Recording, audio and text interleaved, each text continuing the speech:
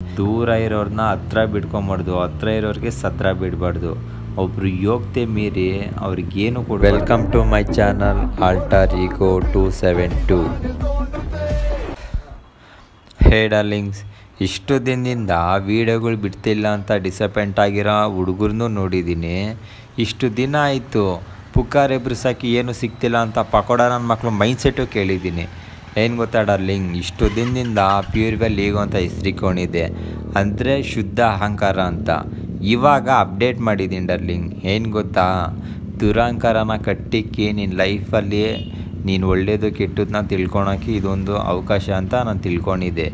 ಏನು ಗೊತ್ತಾ ಡಾರ್ಲಿಂಗ್, ಸಾಸಿವೆ ಕಾಳಷ್ಟು ದುರಹಂಕಾರ ಇಲ್ಲ ಅಂದರೆ ಒಂದು ಚಿಕ್ಕ ಉಗುರಷ್ಟು ಕೂಡ ನೀನು ಬೆಳೆಯೋಕ್ಕಾಗಲ್ಲ ಅಂತ ಕ್ಲಿಯರ್ ಕಟ್ಟಾಗಿ ಅರ್ಥ ಆಯಿತು.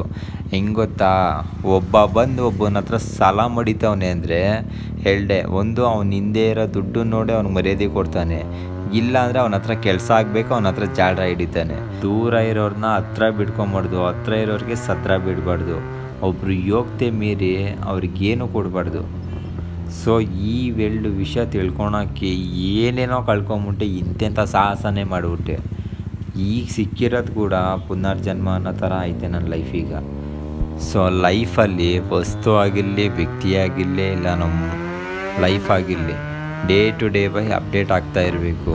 ನಿಂತಿದ್ದ ಜಾಗದಲ್ಲಿ ನಿಂತಿದ್ರೆ ಏನೇ ಆಗಿರಲಿ, ಎಂಥದ್ದೇ ಆಗಿರಲಿ ತುಕ್ಕಿಡ್ಬಿಡುತ್ತೆ. ಸೊ ಅದಕ್ಕೆ ಡಾರ್ಲಿಂಗ್, ಇವಾಗ ನಾನು ಇಟ್ಕೊಂಡಿರೋದೇನು ಹೇಳಿ, ಇಷ್ಟು ದಿನ ಪ್ಯೂರ್ವೆಲ್ ಈಗೋ ಅಂತ ಇತ್ತು, ಶುದ್ಧ ಅಹಂಕಾರ ಅಂತ. ಸೊ ಇನ್ಮೇಲೆ ಅಪ್ಡೇಟ್ ಆಗೋಕ್ಕೋಸ್ಕರನೇ ಆಲ್ಟರ್ ಈಗೋ 272.